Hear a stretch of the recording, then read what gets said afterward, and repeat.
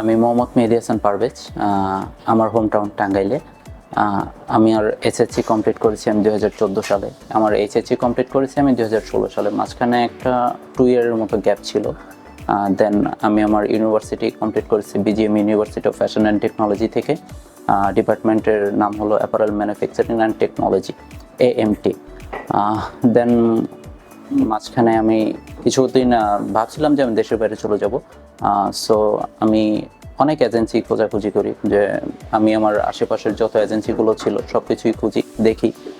এরপর আমি by any chance অনলাইনে এডুকেশন অ্যাডটা খুঁজে পাই, দেন এদের সাথে যোগাযোগ করি। দেন বলতে গেলে আমার জার্নিটা স্মুথই ছিল এখানে। আমার ভিসা প্রসেস হতে মোটামুটি 5 থেকে 6 মাসের মতো টাইম লেগেছে। ইট ওয়াজ এ লং টাইম, বাট যেটা হয় যে ইন দ্য এন্ড আমি আমার ভিসাটা পাইছি। আল্লাহর রহমতে এতে আমি খুশি। আর ভবিষ্যতে যদি কেউ অ্যাপ্লাই করতে চায় বাইরের দেশে যাওয়ার জন্য, আমি এডুকেশন অ্যাডকে রেফার করব, তারা যেন এডুকেশন অ্যাডে আসে।